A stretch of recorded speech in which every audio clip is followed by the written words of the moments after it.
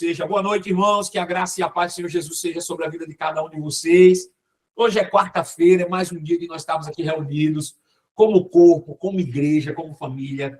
E olha, eu me lembro que na semana passada eu ministrei para vocês, eu ensinei para vocês, eu proclamei verdades aqui acerca da palavra de Deus, inspirado pelo Espírito, segundo o evangelho do escritor Marcos, né, que escreveu no capítulo 4 sobre a parábola do semeador, aquilo que Jesus ensinou, né?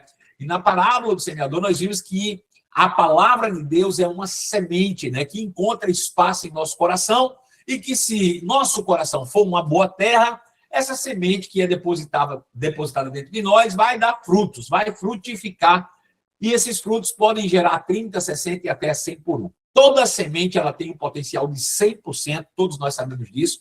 Então, toda semente deveria produzir 100 por um, né? 100% da sua totalidade. No entanto, o que determina, de fato, é como nós recebemos, como nós acolhemos, como nós permitimos que a palavra alcance o nosso coração. Então, a primeira coisa que eu quero falar hoje com você é exatamente isso. Abra seu coração, feche teus olhos, pede a Deus para falar com você e faça com que o seu coração seja uma boa terra, né? Se concentre, esse é o momento. Eu tenho em minhas mãos aqui um saco de sementes, né? E você tem aí diante de você, né, um saco de sementes.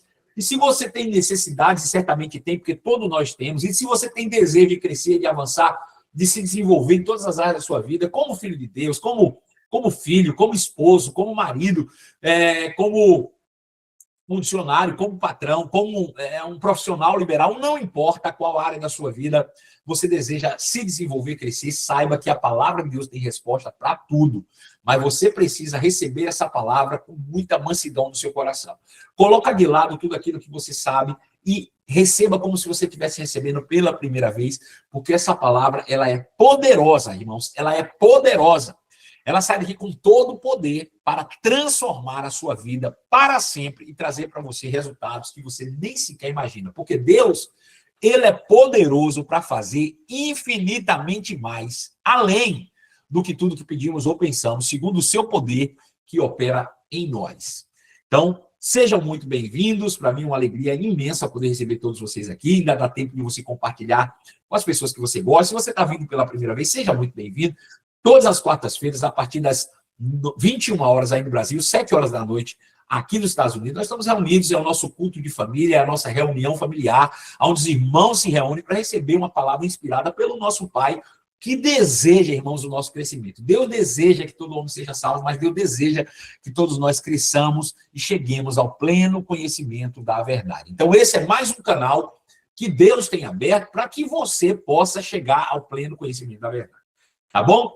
Eu sou Marcelo Carvalho, você já me conhece, e é sempre uma honra e uma alegria poder servir você. Eu quero que você comece a abrir na sua Bíblia em Romanos, capítulo de número 12, verso de número 2. É um texto que todos nós já conhecemos, já ouvimos, mas como eu falei no início aqui, eu queria que você colocasse de lado tudo aquilo que você já sabe e recebesse essa palavra como se fosse a primeira vez. Né? Não leia a Bíblia como o jornal de ontem, que você já leu e já sabe o que está escrito. Leia a Bíblia como se fosse um furo de reportagem a cada dia na sua vida, como se fosse a primeira vez e se fosse a coisa mais importante que você está lendo naquele momento. Então, abre comigo Romanos, capítulo 12, no verso 2, o apóstolo Paulo, inspirado pelo Espírito de Deus, ele diz o seguinte, olha que interessante, verso 2, e não vos conformeis com este século, mas transformai-vos pela renovação da vossa mente, para que experimenteis qual seja boa, agradável e perfeita vontade de Deus. Eu vou ler mais uma vez. Não vos conformeis com este século, mas transformai-vos pela renovação da vossa mente, para que possam experimentar e então comprovar qual seja boa, agradável e perfeita vontade de Deus. Né? Essa é uma instrução, né? É uma diretriz, é um mandamento, né? É um direcionamento divino para nós. Nós não podemos nos conformar com este século, ao contrário, nós devemos nos transformar, né? Iniciar em nós mesmos um processo de transformação. Uma vez transformado, ou proporcionalmente à transformação que eu vou ter, então eu vou poder experimentar, e uma vez experimentando, eu posso comprovar qual seja a boa, agradável e perfeita vontade de Deus. Amém? Põe a mão sobre o seu coração, mão direita sobre o coração, vamos orar mais uma vez. Peça para Deus falar com você, eu vou orar também, eu quero que Deus fale comigo, fale com você através da minha vida. Faz isso, feche teus olhos, faz uma oração agora. Pai santo e amado, eu quero te render graças no poder do nome santo de Jesus, pelo privilégio de nós estarmos aqui mais uma vez reunidos como corpo, como igreja, como família, para recebermos uma porção fresca da tua palavra, a tua palavra que é viva, eficaz, a tua palavra que é mais cortante, penetrante que qualquer espada de duas faces, a tua palavra que penetra em nós, ela penetra no mais profundo do nosso ser, ao ponto de separar alma e espírito, nos fazer entender o que são pensamentos, o que são inspirações divinas, né? Então, nós, por meio da tua palavra, Senhor, chegamos à compreensão clara, Senhor, da verdade. Nós, muitas vezes, nos deparamos com realidades terrenas, mas a verdade, Senhor, é a revelação da tua palavra.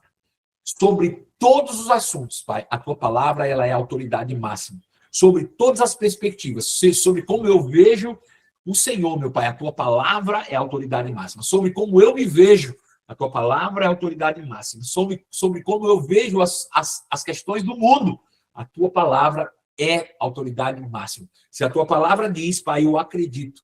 Ponto final e não discuto.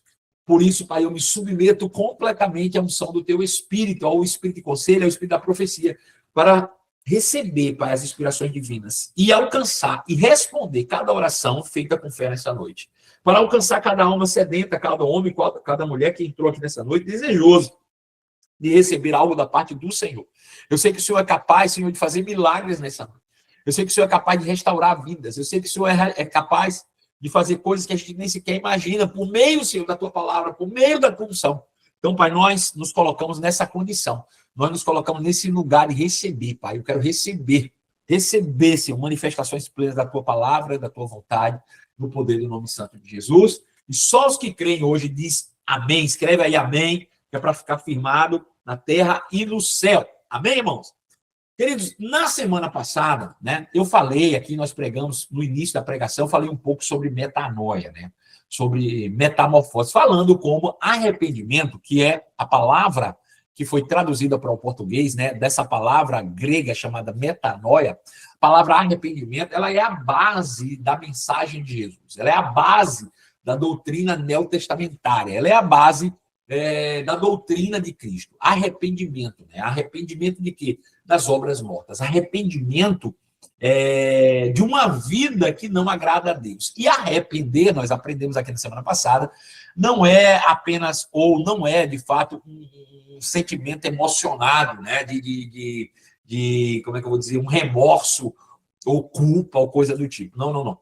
Arrependimento na sua íntegra significa uma mudança de pensamento, é pensar diferente a respeito daquilo, né? Então, arrependimento de obras mortas é você pensar diferente sobre como o mundo funciona. Arrependimento significa você pensar diferente sobre como Deus conforme o mundo apresenta a Deus, você pensar diferente segundo o que a palavra de Deus diz.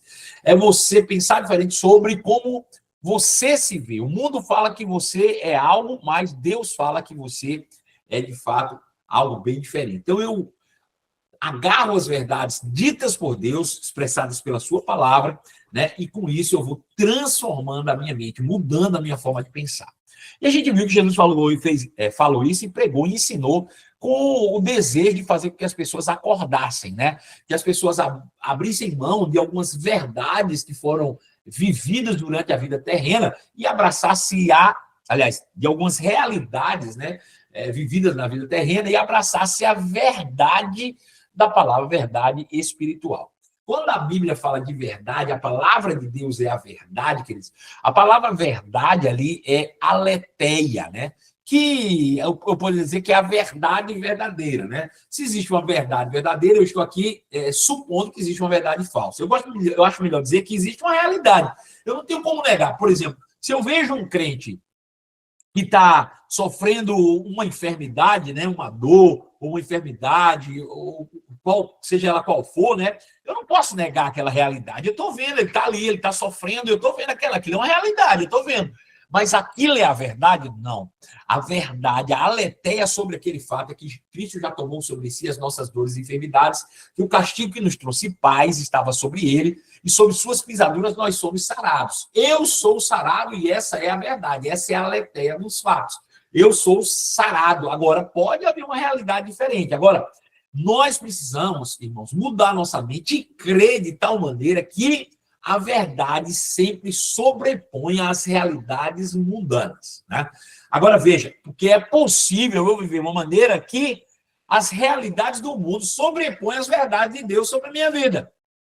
E é por isso que a gente não alcança resultados desejados que já estão disponíveis, né, na palavra de Deus, conquistados por meio do sacrifício de Cristo Jesus.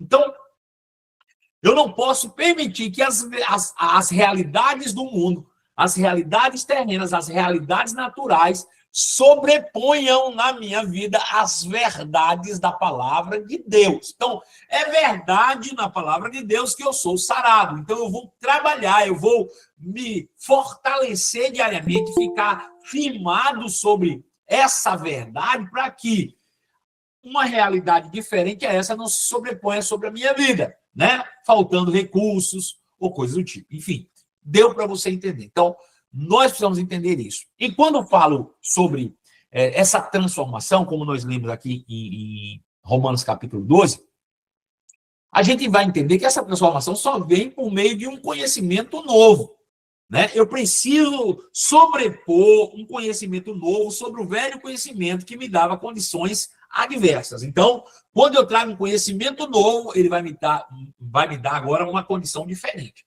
Então, a palavra de Deus tem esse poder, e Deus é poderoso para fazer infinitamente mais além do que tudo pedimos ou pensando. Agora, veja, está ligado ao que eu penso. Se eu penso errado, querido, não tem como Deus realizar algo certo na minha vida, né? Deus não vai realizar algo ruim na sua vida, mas não tem como ele realizar algo bom quando eu penso errado. Então, eu preciso bater nessa tecla quantas vezes forem necessárias, para que a gente possa, de fato, experimentar qual seja a boa, agradável e perfeita vontade de Deus para a nossa vida. Então, Jesus foi incansável em ensinar. Jesus ensinou exaustivamente, principalmente por meio de parábolas. E nós sabemos que parábolas foi a forma que Jesus encontrou de ensinar verdades profundas às pessoas mais simples, né? Então, usando o cotidiano dessas pessoas, ele conseguiu trazer clareza, entendimento, revelação dos aspectos do reino de Deus. E aí, eu quero trazer 3 textos para você hoje, corroborando com tudo que nós vimos semana passada e nos ajudando a entender e renovar ainda mais a nossa mente. O primeiro deles está em Salmo, eu queria que você abrisse comigo, por favor. Um salmo que também é muito conhecido e nós, por vezes, já estudamos esse salmo, já lemos esses salmos, né? E eu quero ressaltar mais uma coisa, né? Eu tenho convivido hoje com irmãos que ainda não têm a revelação neotestamentária, a revelação da palavra da fé, como nós que estamos aqui, a maioria de nós temos, né? Eu tenho convivido com esses irmãos e tenho visto a dificuldade que é de se entender e se receber os benefícios que Jesus já conquistou na cruz e que estão disponíveis gratuitamente para nós. E como essas pessoas que não têm essa revelação têm essa dificuldade?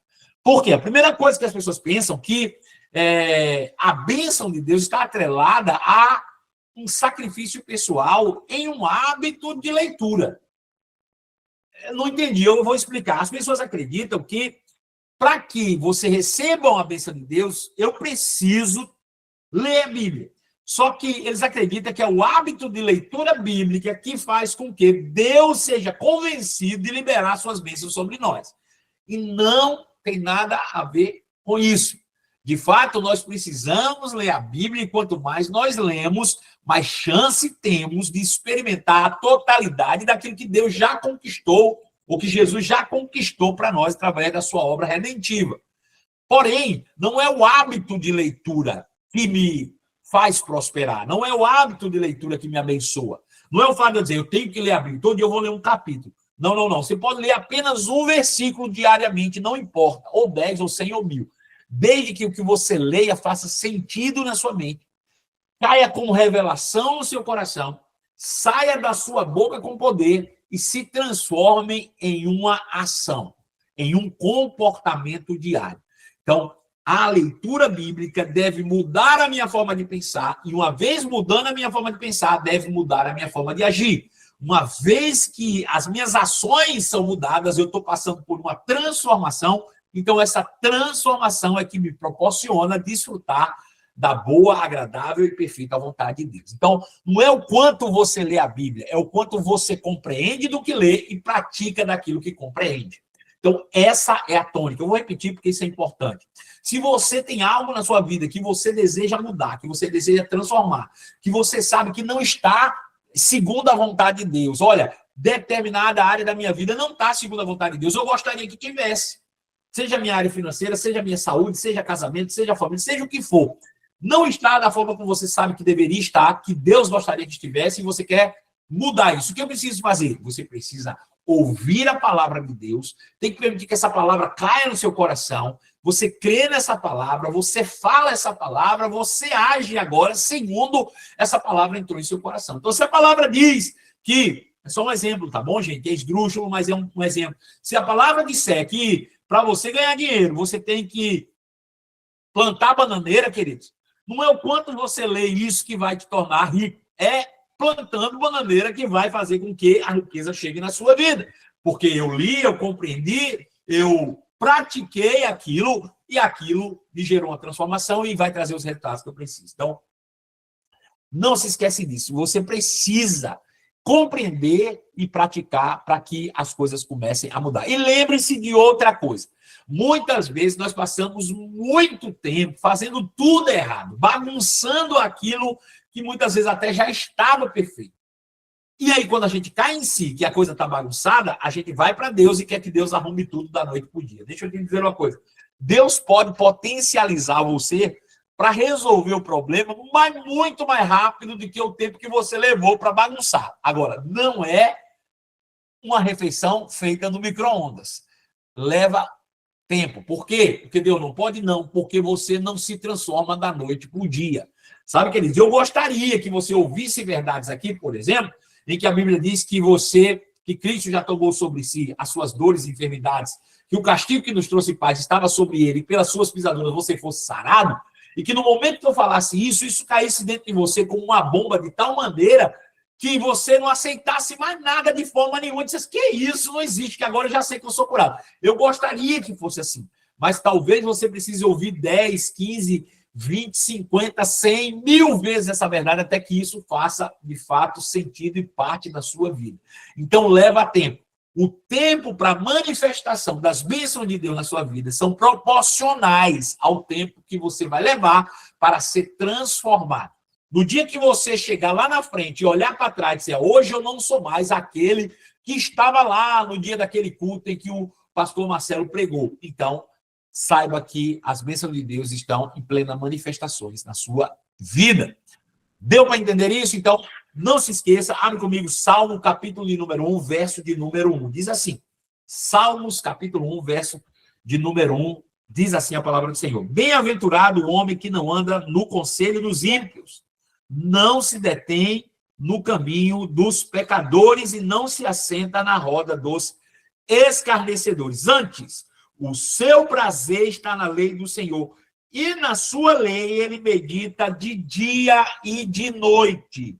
De dia e de noite. Ele é comparado a uma árvore plantada junto à corrente de águas, que no devido tempo dá o seu fruto, cuja folha não murcha, e tudo quanto ele faz será bem-sucedido. Com o ímpio, não é assim. A pessoa que não vive segundo os princípios da palavra de Deus não desfruta dessas verdades. Nem dos pecadores na congregação dos justos, pois o Senhor conhece o caminho dos justos, mas o caminho dos ímpios certamente perecerá. Então, veja, esse texto está diretamente ligado ao assunto que nós estamos tratando, que é renovação da mente, metanoia, ou metamorfose, ou transformação, com o objetivo de desfrutar de qual seja a boa, agradável, perfeita vontade de Deus. Veja, quando a Bíblia diz bem-aventurado o homem, a Bíblia está dizendo assim, quer ser bem-aventurado? E o que é ser bem-aventurado? Bem-aventurado, queridos, significa realizado. Um homem pleno, realizado. Então, pode colocar como meta de vida ser uma pessoa, um ser humano bem-aventurado. Eu sou bem-aventurado financeiramente. Eu sou bem-aventurado na minha saúde. Eu sou bem-aventurado no meu casamento. Eu sou bem-aventurado na minha família. Eu sou bem-aventurado no meu emprego. Eu sou bem-aventurado no meu negócio. Eu sou bem-aventurado nas minhas amizades. Eu sou bem-aventurado no meu ministério. Eu sou bem-aventurado. Bem-aventurado é realizado, é o alvo, é o objetivo. É onde todos nós almejamos chegar, ser bem-aventurado. Bem-aventurado é. Quem é o bem-aventurado? É o homem que não anda segundo o conselho dos ímpios. Esse é o primeiro ponto.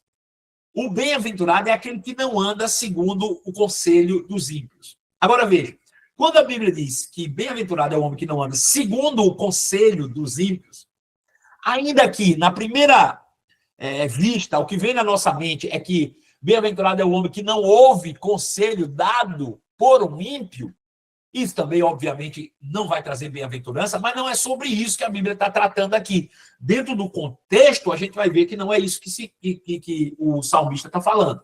Quando ele fala sobre o conselho, para trazer luz e entendimento para você, busque procurar conselho como um conselho de uma empresa, como um conselho de uma igreja, como um conselho de uma família. Então, vamos imaginar que toda grande família tivesse um conselho. O que se faria? Pegaria os sábios daquela família, as pessoas mais experientes, mais vividas, mais inteligentes, se reúnem 4, 5, 6, 8 pessoas e fazem um conselho. Quando eu estava à frente de ministério, de uma igreja, eu tinha um conselho.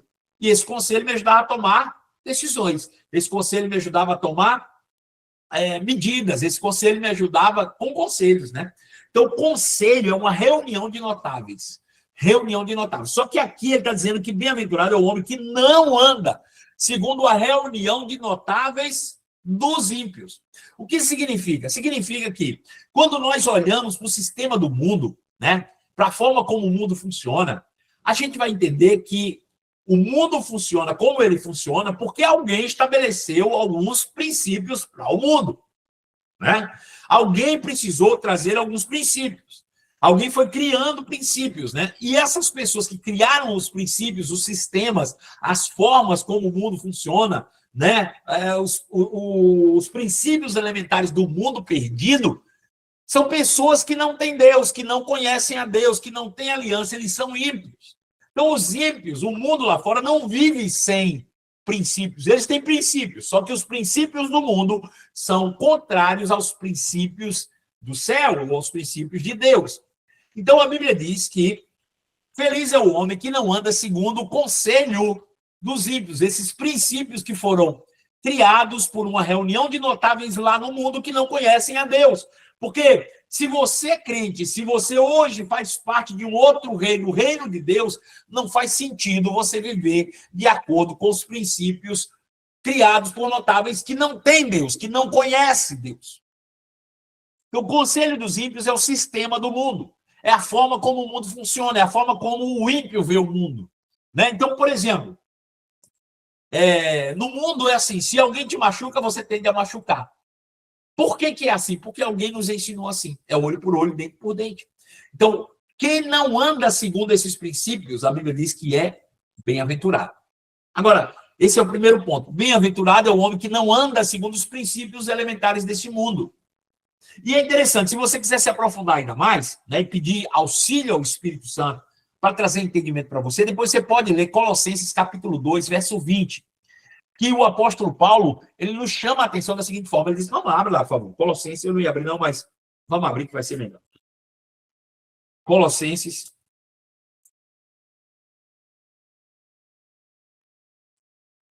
capítulo 2, verso 20. Colossenses capítulo 2, verso 20, olha o que o apóstolo Paulo diz.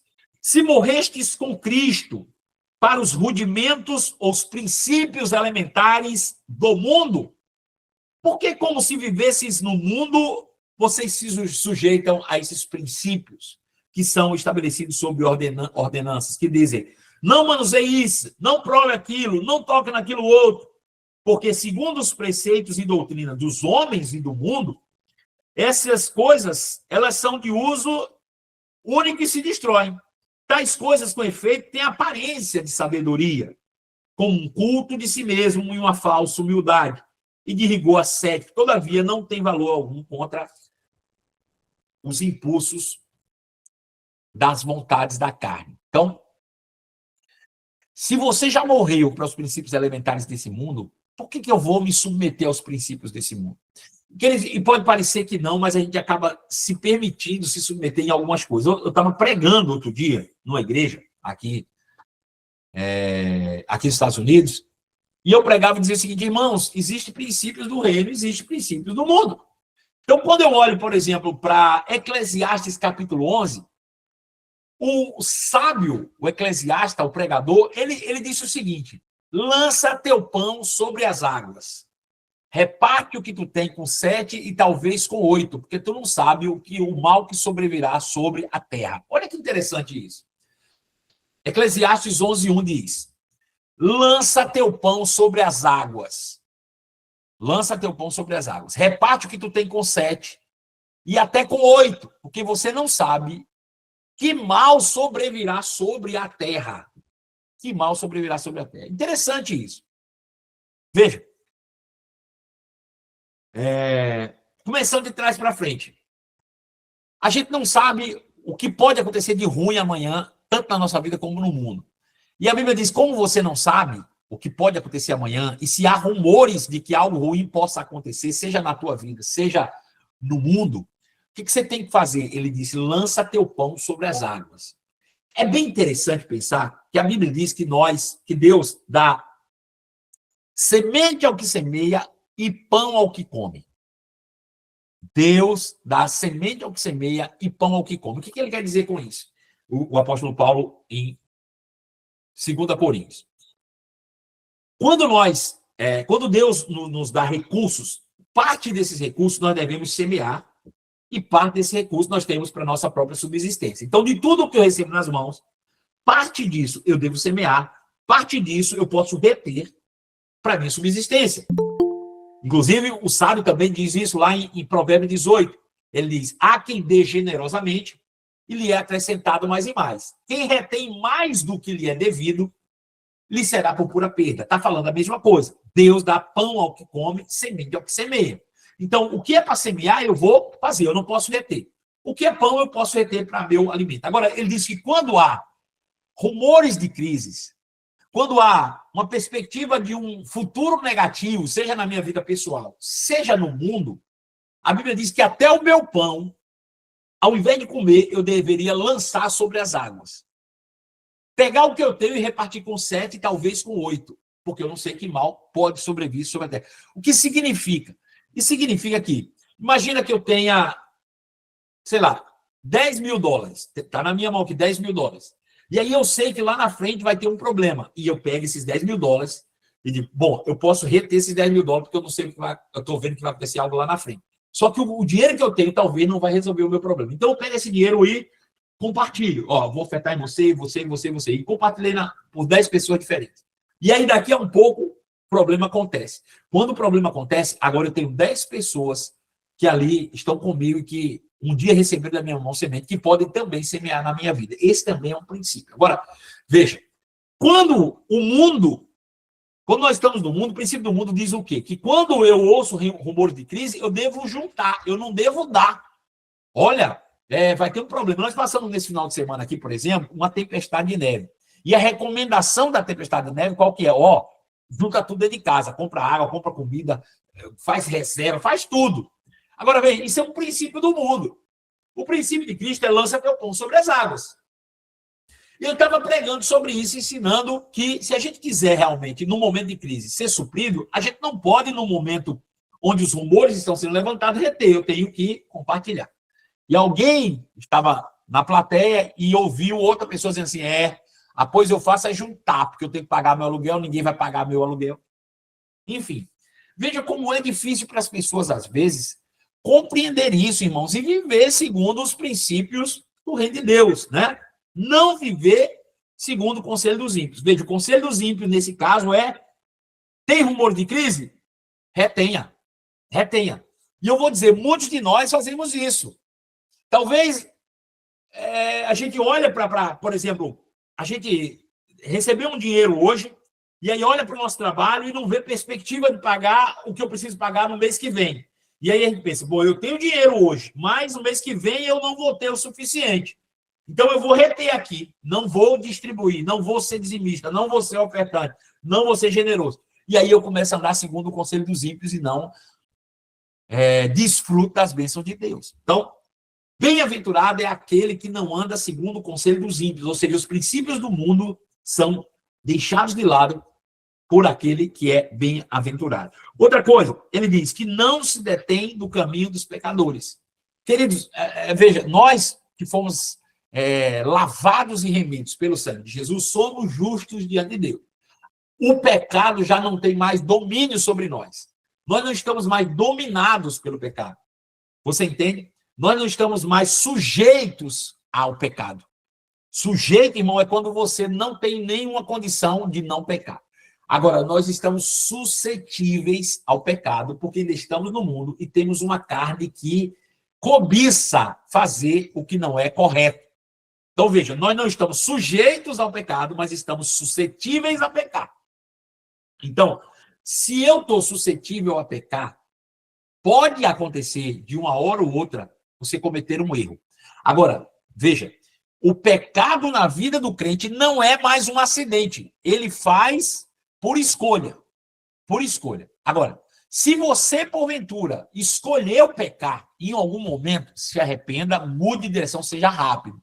Porque o que a Bíblia está dizendo é aquele que não se detém, aquele que não para. Você cometeu um pecado e gostou daquilo e permaneceu naquele pecado 1, 2, 3, 4, 5, 6 e quantas vezes forem necessárias. Então, a Bíblia diz que para que você seja bem-aventurado, você não pode parar, estacionar sobre uma vida de pecado. Ao contrário, tá bom? E terceira coisa, ele diz, aquele que não se assenta na roda dos escarnecedores. Sabe o que ele diz? Escarnecedores são murmuradores. Escarnecedores são profissionais maledicentes, da maledicência. Aquelas pessoas que gostam de falar mal, seja de outro, seja de si mesmo, seja de circunstâncias, seja do governo, seja do que for. Pessoas são viciadas em falar mal. Pessoas são viciadas em críticas, muitas vezes. Sabe o que ele diz? Pessoas são condicionadas a só ver coisas ruins e não conseguem enxergar o lado positivo de coisa alguma. Essas pessoas, elas são, de fato, aquelas que se assentam em rodas escarnecedoras. Não precisa de mais de uma pessoa. Tem gente que consegue fazer fofoca consigo mesmo. Então, eu preciso tomar cuidado com isso. Então, veja, para que eu seja bem-aventurado, primeiro, eu não posso andar segundo o conselho dos ímpios, ou segundo os princípios elementares desse mundo. Segundo, eu não posso me deter, parar, estacionar em uma vida de pecado. Terceiro, eu não posso ser uma pessoa maledicente. Eu não posso ser uma pessoa murmuradora, no sentido mal da palavra, para que eu seja bem-aventurado. E o que eu preciso fazer, então, para ser bem-aventurado? Eles, antes, o seu prazer está na lei do Senhor e nessa lei medita de dia e de noite. Então, para que eu seja bem-aventurado, eu tenho que ter prazer na lei do Senhor. Que ele faz uma análise com você mesmo e diz, eu tenho prazer na Bíblia, eu gosto de aprender a Bíblia, eu gosto de ouvir, eu só faço por obrigação. Sabe o que ele diz? Porque a Bíblia diz, para ser bem-aventurado, tem que gostar. Tem que ter prazer na lei do Senhor. Que ele ter prazer na lei do Senhor, irmãos, é aquele que não vive sem a palavra. Que ele sabe, eu costumo dar esse exemplo, e eu acho que o exemplo talvez já tenha dado esse exemplo para vocês algumas vezes, que tem coisa que a gente come para ficar vivo, né? Tem coisa que a gente faz para sobreviver. E tem coisa que a gente vive para fazer, porque a gente gosta, né? Então, por exemplo, talvez você se alimente de arroz, feijão, carne, não é nem porque você gosta, você sabe que você precisa. Então você faz aquilo. Eu nem sou tão fã assim, mas eu amo pudim, eu amo doce. É claro que você não pode se empanturrar de pudim e doce, mas no que tange a palavra, não tem contraindicação. Eu preciso ter prazer na lei do Senhor. Eu não posso ter a palavra de Deus só como arroz e feijão diário. Eu tenho que ter a palavra de Deus como aquela comida que eu mais saboreio na vida. Eu tenho que ter prazer na lei do Senhor. Eu não posso passar um só dia sem pensar, sem me alegrar. Poxa vida, como eu me alegro quando eu leio a Bíblia, quando eu lembro de versículos bíblicos e eu falo esses versículos, sabe? Durante todo o dia, às vezes, o meu dia, eu passo o dia e eu fico falando, como o Senhor falando para mim, ouço a voz do Senhor dizendo, Marcelo, eu nunca te deixarei, eu jamais te abandonarei, eu sempre estarei contigo todos os dias da tua vida até a consumação dos dias do século. Então eu fico meditando e repetindo essa essas frases bíblicas. Isso me dá uma alegria. Às vezes eu me pego rindo sozinho. Eu estou dirigindo, né? Estou trabalhando sozinho durante o dia inteiro. Eu estou ali dirigindo e, à medida que eu estou dirigindo, eu me pego rindo sozinho e me regozijando. Por quê? Porque eu me lembro do que a Bíblia diz a meu respeito. Eu me lembro que a Bíblia diz que eu sou sarado. Eu me lembro que a Bíblia diz que Deus e Jesus se fez pobre para que eu fosse rico. Eu me lembro que em todas as coisas eu sou mais que vencedor. Eu me lembro que eu tenho a vida de Deus e cada célula do meu corpo está carregada dessa vida. Eu me lembro que o Espírito tem potencializado cada fibra do meu ser e que o mal não tem poder nenhum sobre a minha vida. Eu vou pensando nessas verdades e eu começo a me encher do Espírito e eu começo a rir sozinho. Isso é ter prazer na lei do Senhor. E eu te digo, se você não é assim, queridos, eu não quero te trazer má notícia hoje, que hoje é um dia de boas notícias. Mas se você não desenvolve isso na sua vida, dificilmente você vai experimentar a plenitude do que Deus tem para você.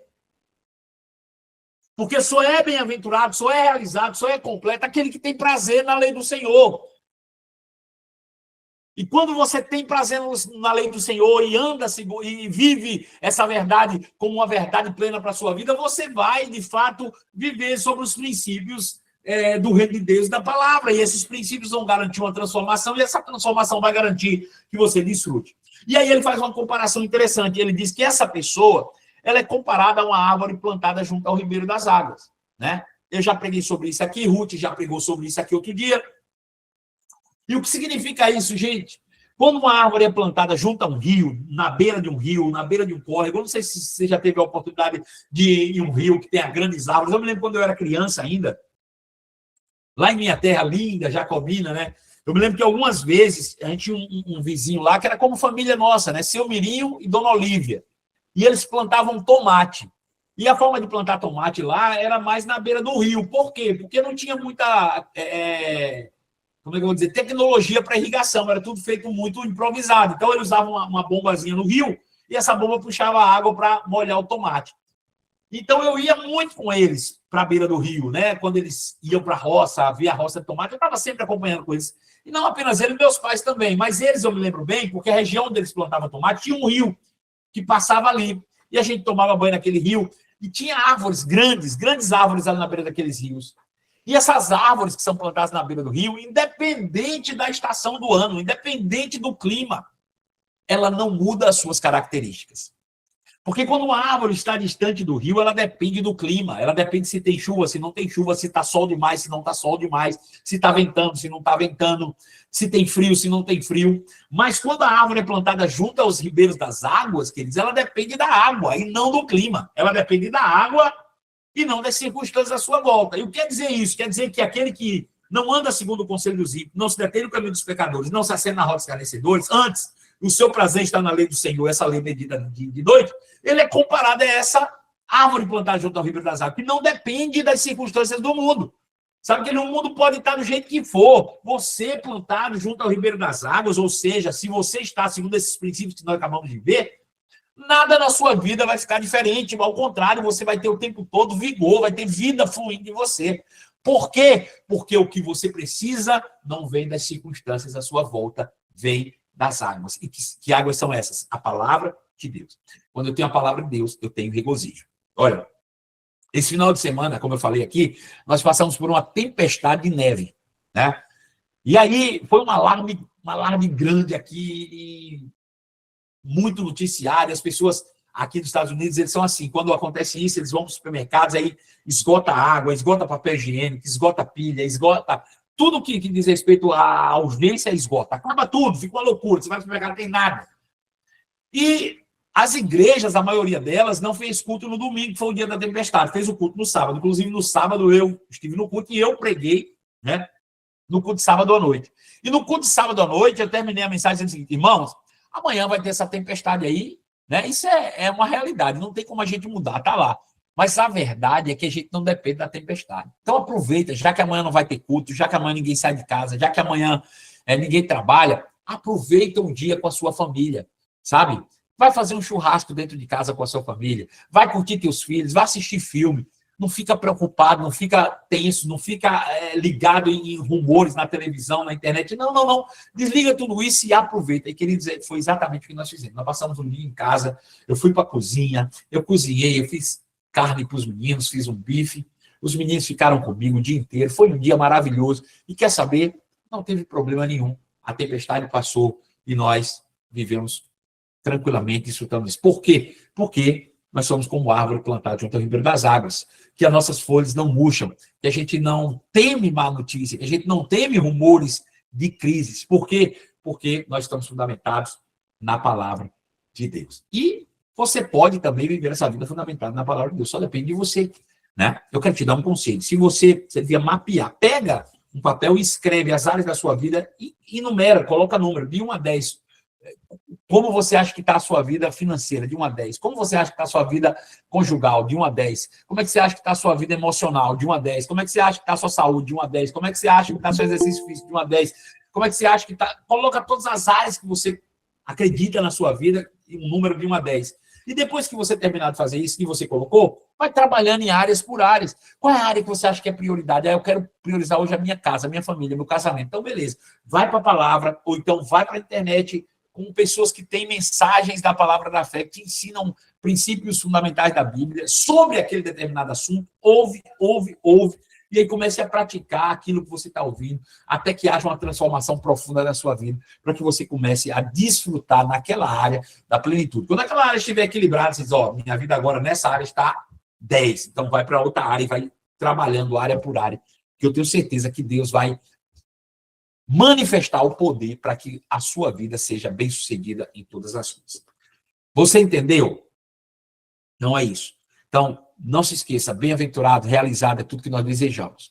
É o nosso objetivo, é o nosso alvo. Ser alguém realizado, ser alguém pleno, ser alguém completo, ser alguém sem nada deficiente na nossa vida. Ter uma vida plena e abundante em todas as áreas da nossa vida. Esse é o nosso objetivo. E para isso, primeiro, eu não posso andar segundo o conselho dos ímpios. Eu não posso andar segundo os princípios elementares desse mundo. Eu não posso viver como o mundo vive, eu não posso fazer o que o mundo faz, eu não posso falar o que o mundo fala. Eu tenho que ser diferente. Eu tenho que estar na contramão do mundo. Eu não posso parar no caminho dos pecadores. Eu não posso estacionar em uma vida de pecado. Eu não posso ceder a minha vida, ao meu corpo, ao instrumento do pecado continuamente. De forma nenhuma, mas continuamente ainda muito pior. Eu não posso ser uma pessoa que se assenta em roda de escarnecedores. Eu não posso ser uma pessoa maledicente. Eu não posso ser uma pessoa que é murmuradora, que fala mal, que só vê coisas ruins. Eu tenho que mudar. Eu tenho que criar o hábito de ver o lado bom em todas as coisas. Se você não fizer nada disso e o seu prazer estiver na lei do Senhor, nessa lei você meditar de dia e de noite, você trazendo para a sua mente aquilo que a palavra de Deus diz continuamente, como eu falei, você vai lembrando e rindo das verdades da palavra, meditando. Eu vivo isso o dia inteiro, queridos. É por isso que, graças a Deus, nada me abala. Por pior que sejam os levantes do diabo sobre a minha vida, por pior. E claro que o diabo sempre vai se levantar, na maioria das vezes, quando a gente dá a oportunidade. A gente dá uma brecha, o diabo entra. Mas por maior que tenha sido os levantes, o diabo ele nunca conseguiu me atingir profundamente. Sabe por quê? Porque eu vivo uma vida dedicada à palavra de Deus. Porque eu tenho prazer na lei do Senhor. Porque nessa lei eu medito de dia e de noite. Isso aí ninguém pode me tirar, ninguém pode me roubar. Porque isso é uma verdade absoluta. E sabe uma coisa? Não é o que as pessoas acham que vão determinar os resultados que você tem na vida, mas o que você faz e o que Deus diz vai determinar o resultado na sua vida. Amém?